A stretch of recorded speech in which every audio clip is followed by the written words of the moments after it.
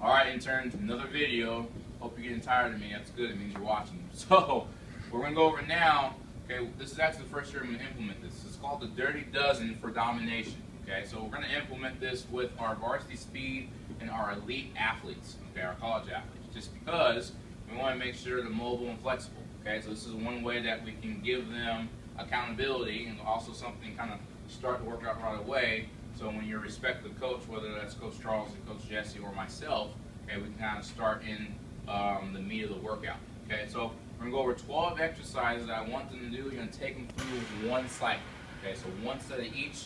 I will kind of designate how many reps you do for each exercise, so don't worry about that. Just make sure that you understand how to properly execute these movements. So first one's pretty simple, a wall squat. Now you can do this a couple ways, depending on the athlete. Talked about wall squats earlier as far as our base progression, so once again, this is just mobility.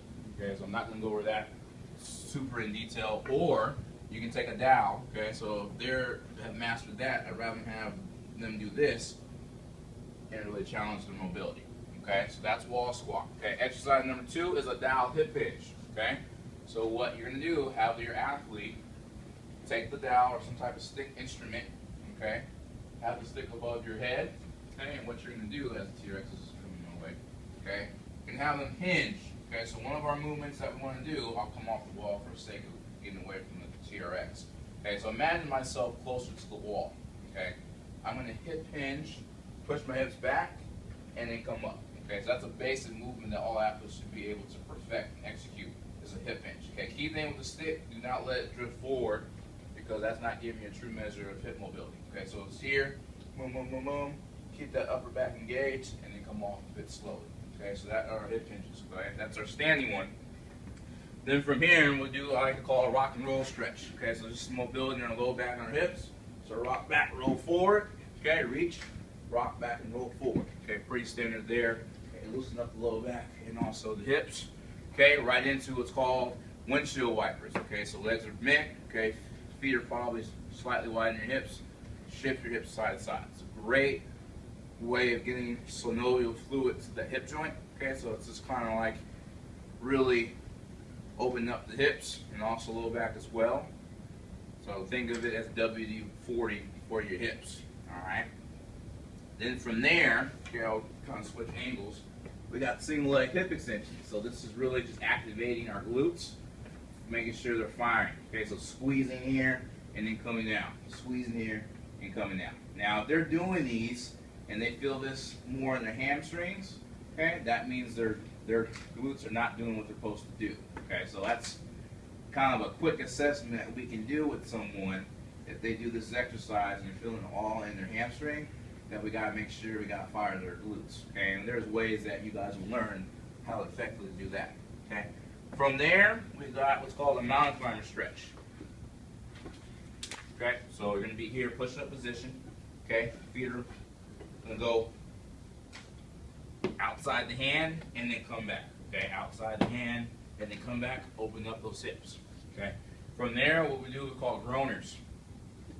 Similar exercise, exact same move, but now both feet will come up at the same time. So it's more of a dynamic type of mobility exercise. Coming back, hopping back.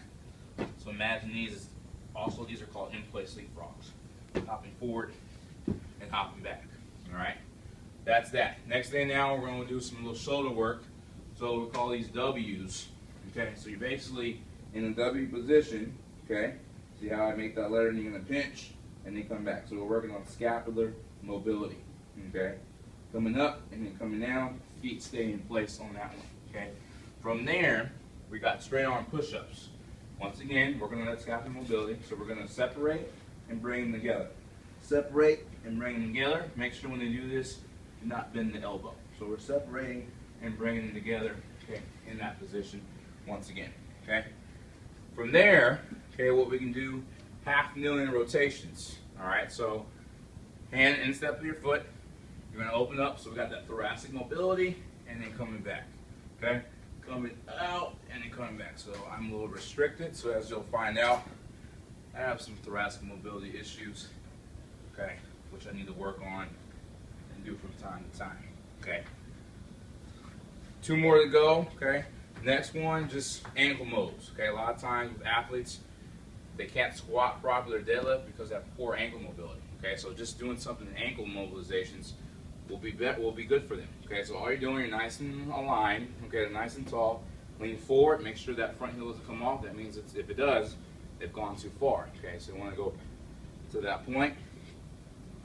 Sometimes you'll see people just doing that. Okay, they're very limited range in their ankle. That's a problem. Okay, that means they're having to deviate from normal mechanics and compensate. Okay, so it puts other joints and other musculature at risk.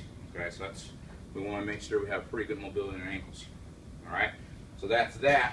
Okay, last one we're going to do. Okay, it's called clock lunges. Okay, and this probably will be timed. Okay, well, like I said, as the name indicates, you're going to go lunges in 3 different planes. Okay, so you're going to go forward lunge, okay, lateral lunge, and then reverse lunge. So actually 2 different planes. Okay, sometimes we'll go transverse, but for this exercise, we'll just stay forward, lateral, and reverse. So 2 planes. So once again, forward, lateral, and then reverse. Okay, so obviously you do a certain amount of reps, certain amount of time on one side, and we switch into the other. So that's one thing that we're going to do different here this year, the Dirty Dozen for domination. 12 exercises to get their mobility in gear and make sure they're nice and ready for the workout.